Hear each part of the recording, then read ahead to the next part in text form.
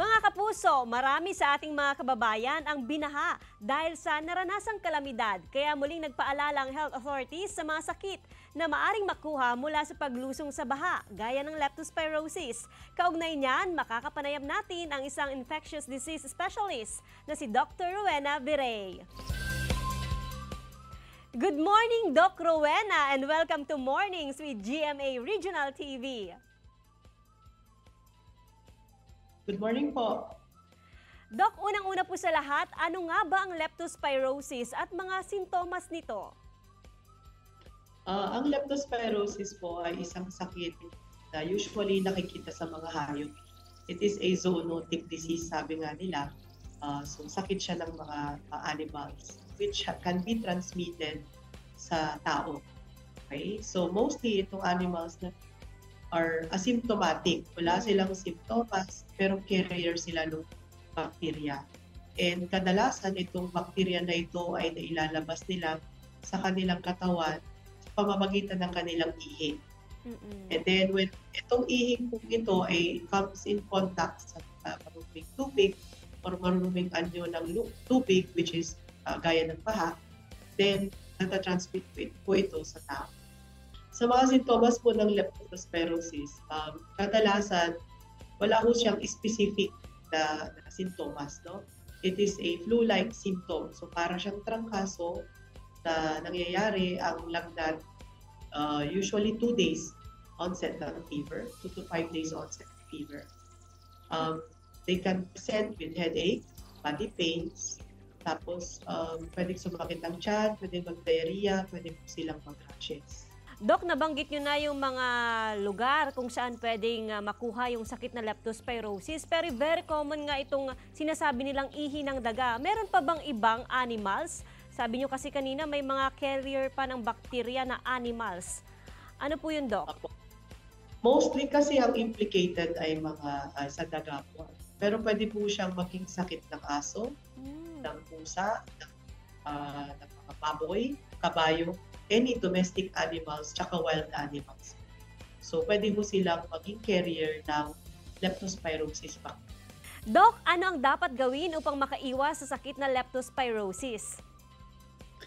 Siyempre, ang pinakauna ay ang pag-iwas sa paglusong sa mga kontaminadong anyo ng tubig gaya ng baha o pagsusuot ng proteksyon kapag tayo po ay may risk na ma-expose sa mga klaseng anyo ng tubig. So, gaya po sa mga magsasaka, ay kailangan suot sila ng bota. Doc, may gamot ba ang sakit na leptospirosis? Meron pong gamot ang sakit na leptospirosis. Bago po tayo magbigay ng gamutan, kailangan po muna nating maklasify ang pasyente kung ito po ay mild, moderate, or severe. Sa mga mild leptospirosis po, ang antibiotic na doxycycline po ang nagbibigay natin. While for moderate to severe leptospirosis, nagbibigay po tayo ng penicillin, which is the drug of choice. At pwede rin po other options ang ibang antibiotics like cephalosporins and ampicillin. Ano naman ang dapat gawin halimbawang hindi maiwasan ang paglusong sa baha, Doc? Ano ba ang pwede natin gawin? So, kung kaya maximum tolerance, no? Kung kaya nating umiwas tayo. Pero kung hindi po talaga kaya, gumamit po tayo ng personal protective equipment. Ito po yung panggamit ng bota or any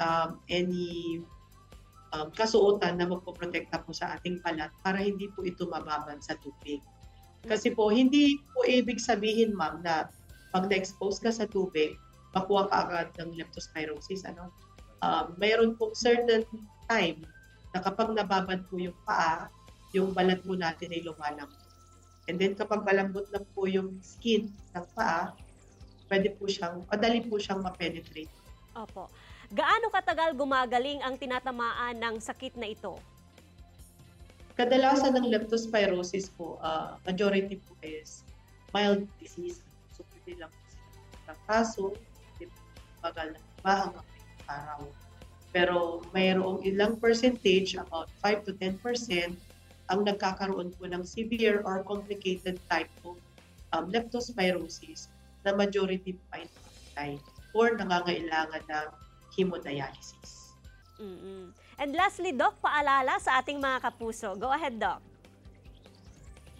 So panahon na po ng tag-ulan ngayon, so sa ating pong bayan or sa ating syudad, medyo nasa low-lying areas po tayo at lagi po tayong biktima ng baha. So prevention is better than cure. Hanggat maaaring pigilan po natin ang ating mga anak na ma-expose sa tubig baha, pigilan po natin sila.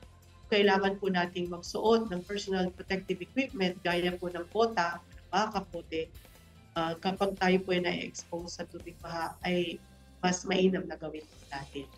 Pero kung tayo po ay na-expose na at depende na sa classification ng risk, saan tayo tumapat, post-exposure prophylaxis po ang katapat po yan. Pwede po kayong kumonsulta sa pinakamalapit health center o hospital para sa dose po prophylaxis.